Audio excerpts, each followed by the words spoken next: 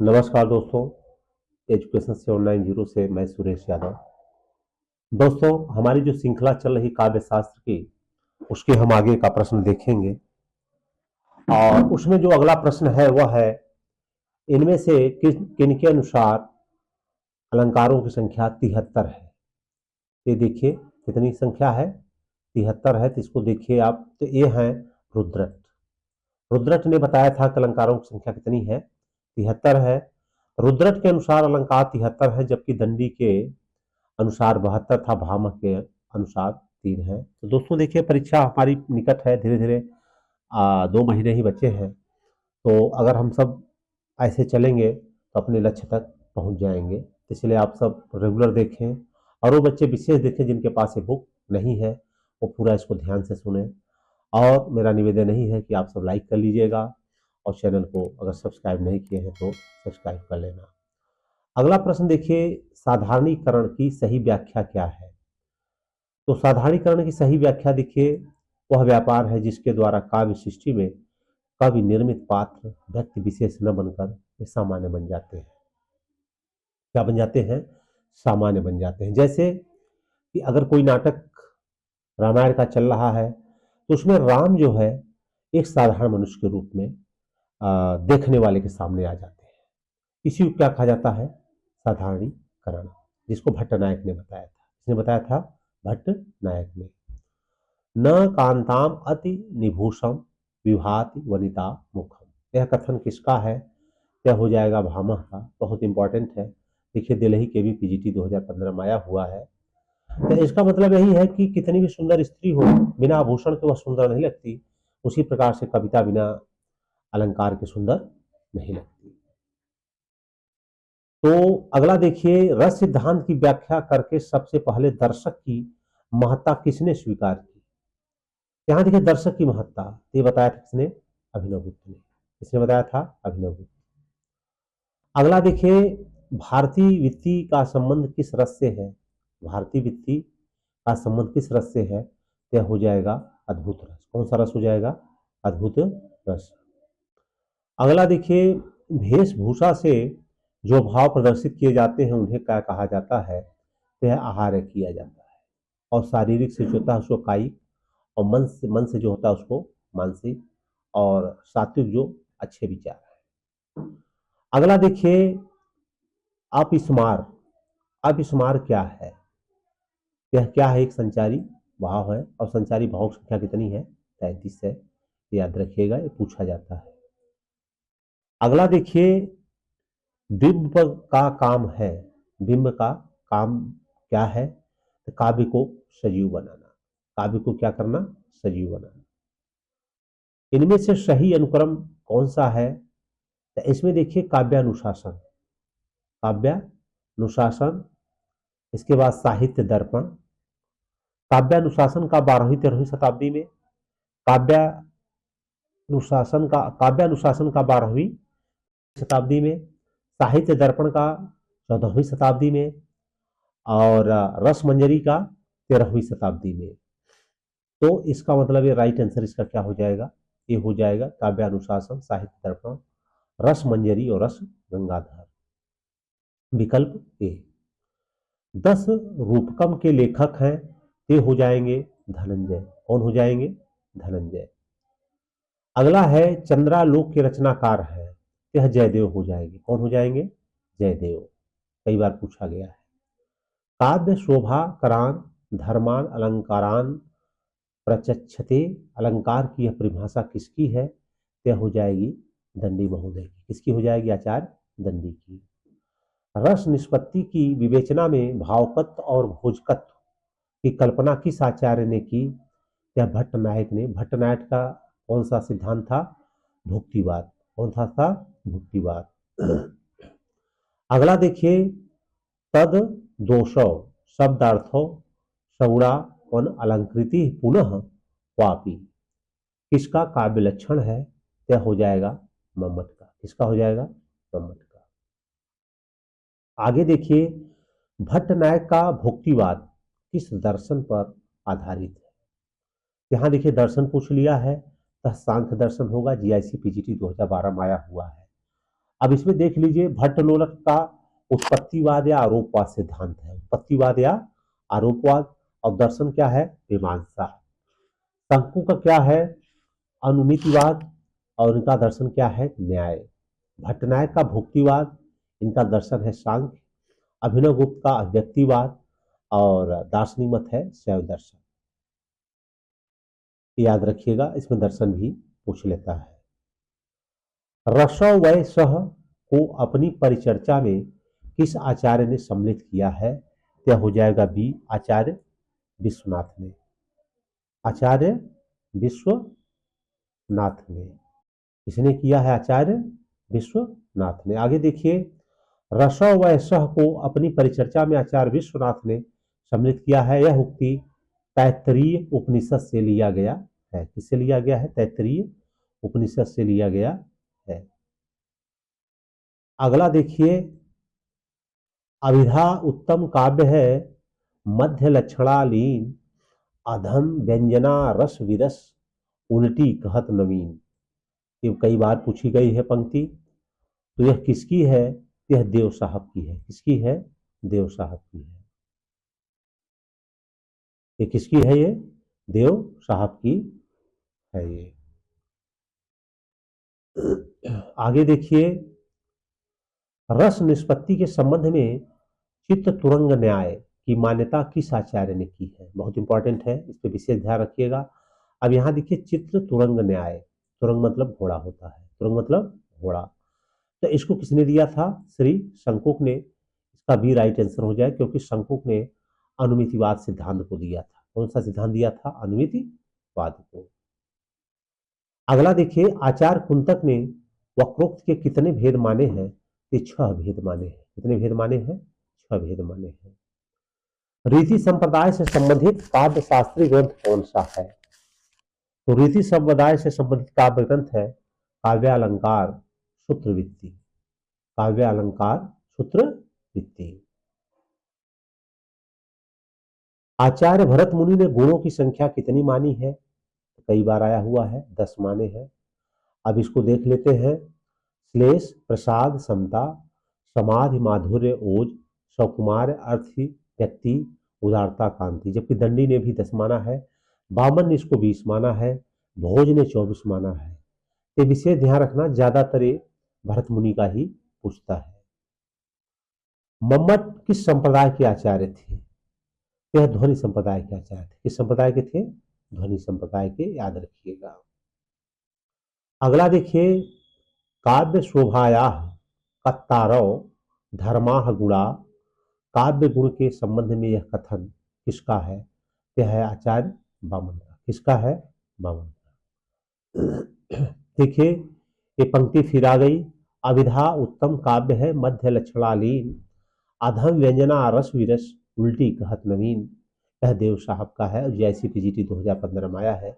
इसको विशेष रूप से याद करिएगा। भरत मुनि के रस सूत्र की भुक्तिवाद के आधार पर व्याख्या करने वाले आचार्य कौन थे? ये भट्टनायक थे। कौन थे? भट्टनायक। अगला देखिए, इसमें हम इस मिलान करेंगे तो हेमचंद। हेमचंद जो काव्य लक्षण था, ये हो जाएगा अदोषो संगणो सालंकारो च शब्दार्थो काव्यम। ये हो जाएगा हेमचंद का। किसका हो जाएगा? हेमचंद का। अब अगला देखते हैं विश्वनाथ का। तो विश्वनाथ का हम पढ़ चुके हैं, क्या है? विश्वनाथ का हो जाएगा वाक्यम रसात्मक काव्यम। वाक्यम रसात्मक काव्यम। पंडित जगन्नाथ का हो जाएगा अ रमणीयार्थ। क्या हो जाएगा? रमणीयार्थ। और भामह का हो जाएगा शब्दार्थों सहित काव्यम। आप देखिए, क का ब, क का क्या हो जाएगा? ब। और ख का क्या हो जाएगा? द। तो इस प्रकार से आपको कौन सही हो जाएगा? सी। कौन सही हो जाएगा? सी। आप इसको यहां देख भी सकते हैं। अगला देखिए, चिर जीवो जोरी जुरे, चिर जीवो जोरी जुरे, क्यों न स्नेह गभीर, ओ घटिए विषभानुजा, वे हलधर के वीर। उक्त पंक्ति में कौन सब शक्ति है? इसमें व्यंजना है। कौन सी है? व्यंजना। ध्वनि संप्रदाय के संस्थापक कौन है? आचार्य आनंद वर्धन। यहाँ हम देख लेते हैं ध्वनि के आचार्य आनंद वर्धन, अलंकार के भामह, रीति के वामन और वक्रोक्ति के कुंतक। ये देखिए जीआईसी पीजीटी 2009 और जीआईसी पीजी 2015 कितना महत्वपूर्ण है, इसको विशेष ध्यान रखिएगा। अगला देखिए, बिंदु में थी तुम, बिंदु में थी तुम सिंधु अनंत, एक सुर में समस्त संगीत, एक कलिका में अखिल वसंत, धरा पर थी तुम स्वयं पुनीत। इसमें हो जाएगा गुण कौन सा? प्रसाद। कौन सा गुण हो जाएगा? प्रसाद। अगला देखते हैं, रस की अनुभूति कराने में अभिधा सब शक्ति ही प्रधान है, यह मान्यता किसकी है? यह मान्यता आचार्य भट्टनायक की है। किसकी है? भट्टनायक की। काव्यम ग्राह्यम अलंकारात किसका कथन है? यह हो जाएगा वामन का। किसका हो जाएगा? वामन का। रमणीयार्थ प्रतिपादक शब्दम काव्यम, यह किसका है? यह जगन्नाथ का हो जाएगा, जो हम सब देख चुके हैं। औचित्य को काव्य की आत्मा के रूप में प्रतिष्ठित करने वाले आचार्य कौन है? क्षेमेंद्र।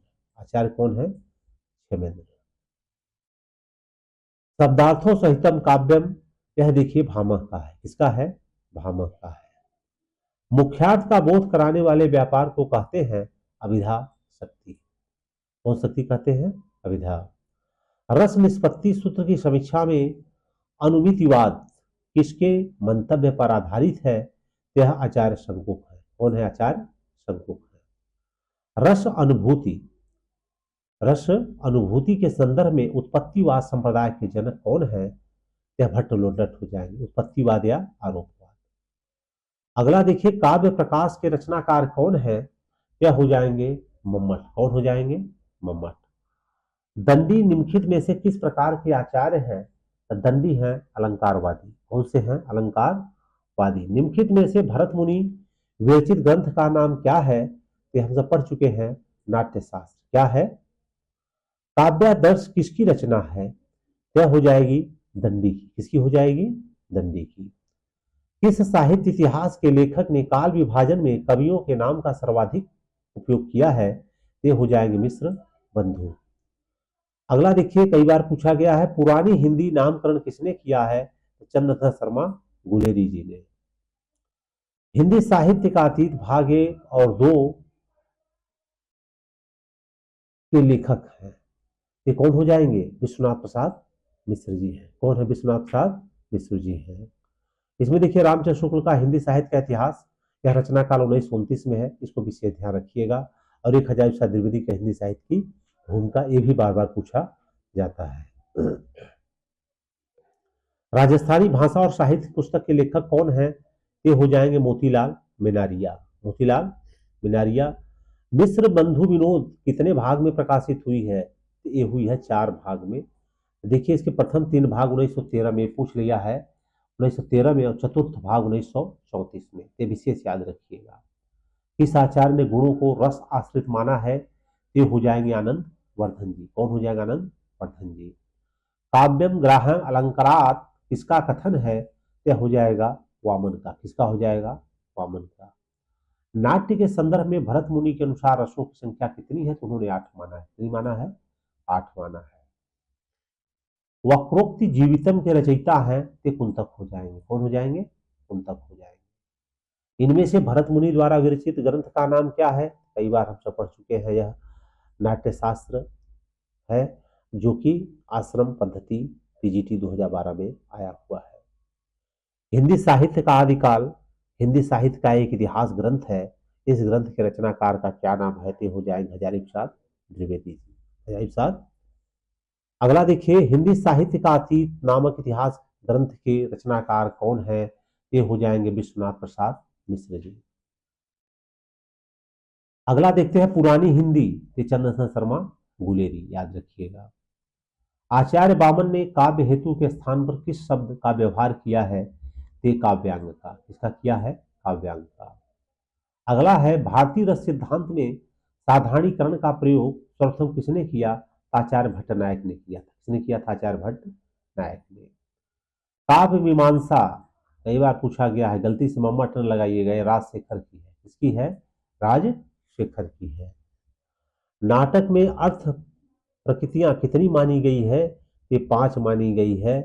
बीज, बिंदु, पताका, प्रकृति और कार्य। बीज, बिंदु, पताका और प्रकृति और कार्य। अगला देखिए, रस निष्पत्ति के संबंध में चित्र तुरंग न्याय के संस्थापक कौन है?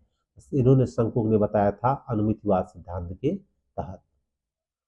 अगला देखिए, वाराणसी का बनारस रूप में विकास उदाहरण है। वाराणसी को बनारस पढ़ा जाता है किसकी वजह से? यह व्यंजन विपर्य का कारण, व्यंजय विपर्य के कारण। अगला देखिए, रस सामग्री किस विकल्प में दी गई है? ये बी हो जाएगा, जहां हमें दिखाई दे रहा विभाव, अनुभाव, संचारी और अस्थायी भाव। आगे देखिए, लक्षणा शब्द शक्ति द्वारा शब्द के जिस अर्थ का बोध होता है उसे क्या कहते हैं? लक्ष्यार्थ। क्या कहते हैं? लक्ष्यार्थ। काव्य शास्त्र के संदर्भ में नवरस से क्या अभिप्राय है? इसका मतलब हो जाएगा नव रस। नव रस क्या क्या है? श्रृंगार, हास्य, करुण, रौद्र, वीर, भयानक, विभत्स, अद्भुत और शांत। काव्य गुणों के संबंध में जो कथन सही नहीं है उसे छांटिए। इसमें हो जाएगा काव्य शास्त्र में काव्य गुणों का विवेचन नहीं मिलता है, यह गलत है। यह क्या है? गलत है। कार्यालयी हिंदी की भाषा में कैसी होनी चाहिए? यह अभिधामूलक, अभिधात्मक होनी चाहिए। मतलब जो बोला जाए वही उसका अर्थ समझा जाए। अगला देखिए, सूच्य कथानक को प्रस्तुत करने वाले अर्थोपक्षकों की संख्या कितनी है? यह हो जाएगी 5। अगला देख लीजिए, विस्कंभक, प्रवेशक, चूलिका, अंकाश, अकावतार। अगला देखिए, कंकन किंकिन नुपुर धुनि सोनी, कहत लखन सन राम हृदय गुनी में कौन सा काव्य गुण है? तो देखिए इसमें मधुरता आ रही, इसलिए क्या हो जाएगा? माधुर्य गुण। आगे देखिए, पांडव की प्रतिमा समलेखो, अर्जुन भीम महामति देखो। क्या हो जाएगा? शब्द दोष। क्या हो जाएगा इसमें? शब्द दोष। ये देखिए कोड लिखा हुआ है, भ भादव मरु कहे राज। मतलब इसमें भ से भरत हो जाएगा, भा से भामह, द से दंडी और लास्ट में जगन्नाथ। क्या हो जाएंगे? जगन्नाथ। एक कोड बना हुआ है, इसको याद कर लीजिएगा, हमारे जो आचार्य हैं वो सीरियल वाइज। सबको जानत तुम्हें सारे जगत जहान में काव्य का दोष कौन सा है? यहाँ पुनरुक्ति दोष हो जाएगा। सबको जानत तुम्हारे सारे जगत जहान। ठीक है, जगत और जहान बार बार आया है, इसलिए यहाँ पे क्या हो जाएगा? पुनरुक्ति दोष हो जाएगा, क्योंकि जगत और जहान एक ही है। व्यंजना सब शक्ति का संबंध किससे है? क्या हो जाएगा? व्यंग्यार्थ। किससे हो जाएगा? व्यंग्यार्थ। जब सिंह तलवार लेकर उतरा तो गीदड़ भाग गए। ये तो आप पता चला लक्षणा है, क्योंकि यहाँ गीदड़ मतलब कायर या डरपोक। उत्पत्ति के आधार पर शब्द कितने भेद हैं? ये 4 हो जाएंगे। तत्सम, तद्भव, देशज, विदेशज। तत्सम जो संस्कृत के शब्द हुबहू हैं, तद्भव जो वह परिवर्तित हो गए हैं, देशज मतलब इनके बारे में पता नहीं चला है, और विदेशज जो बाहरी लोगों से आए हैं। भारतीय नाट्य शास्त्र की दृष्टि से नाटक का उद्देश्य क्या है? यह हो जाएगा रसास्वादन। क्या हो जाएगा? रसास्वादन। Very important, UPPSC degree college exam 2008 में आया हुआ है, विशेष ध्यान रखिएगा इसमें। आगे देख लेते हैं, भारतीय नाट्य दृष्टि से नाटक का उद्देश्य रसास्वादन है। अब यहाँ देखिए, संगत युग का चयन कीजिए, तो इसमें हो जाएगा काव्य अलंकार सूत्र क्या है? वामन का है। इसका है? वामन का है। ये ग्रंथ महत्वपूर्ण हायर एजुकेशन एग्जाम 2015 में आया हुआ है। मम्मट का काव्य प्रकाश, दंडी का काव्य आदर्श, वामन का काव्य अलंकार सूत्र और वामन का काव्य अलंकार। ये भी देखिए आपका नेक्स्ट क्वेश्चन में हायर एजुकेशन एग्जाम 2015 में आया है। करुण को ही एकमात्र रस किसने माना है? क्या हो जाएंगे? भवभूति। किसने? भवभूति। देखिए ये भी नेक्स्ट है हायर एजुकेशन का। अधोलिखित पंक्तियों में सब शक्ति है, आए जोग सिखावन पाणे, परमार्थी पुराण नीलादे, जो बंजारे टाणे। इसका मतलब इसमें क्या है? व्यंजना है। क्या है? व्यंजना है। इनमें से कौन सा आचार्य अलंकार संप्रदाय में सम्मिलित नहीं है? ये विश्वनाथ है। कौन है? विश्वनाथ। अगला देखिए, काव्य दोषों की सर्वप्रथम वैज्ञानिक व्याख्या प्रस्तुत करने वाला ग्रंथ है, यह है काव्यालंकार। कौन सा है काव्यालंकार? Higher education. देखिए हायर एजुकेशन एग्जाम 2015 में आया हुआ है, वेरी वेरी इंपॉर्टेंट, सब याद रखिएगा। काव्य हेतु संबंधी प्रस्तुत पंक्तियों के रचयिता कौन है? शक्तिर निपुणता, लोक शास्त्र, काव्य उद्वेक्षणात्, काव्य शिक्षायाभ्यास इति हेतुस्तुद्भवे। यह देखिए मम्मट की रचना है। किसकी है? मम्मट की। हायर एजुकेशन में भी देखिए भी आया हुआ है, तो विशेष प्रश्नों पे ध्यान रखिएगा। अगला देखिए अधोलिखित आचार्यों ने काल क्रमानुसार आरोही क्रम लगाना। हायर एजुकेशन 2015, इसमें देखिए दंडी का समय, इसके बाद वामन, मम्मट, विश्वनाथ, जगन्नाथ। तो जगन्नाथ सबसे लास्ट में है और दंडी पहले है, ये आप याद रखिएगा। देखिए यहाँ पे दंडी, यहाँ पे वामन हो जाएगा, वो मान दिया गया है, इसको मेंट कर लेना। दंडी का देखिए 7वीं, वामन का 8वीं 9वीं, मम्मट का 11वीं, विश्वनाथ का 14वीं, जगन्नाथ का 17वीं। भरत के अनुसार रसों की संख्या तो हम पढ़ चुके हैं 8 है। ये भी देखिए यूपीपीएससी डिग्री कॉलेज एग्जाम 2013 में आ चुका है।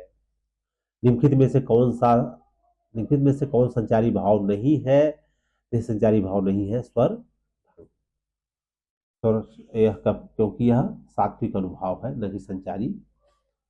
अब देखिए वाक्यम रसात्मक काव्यम यूपीपीएससी डिग्री कॉलेज 2013 में आया है, डिग्री कॉलेज में, इसके विश्वनाथ जी हैं।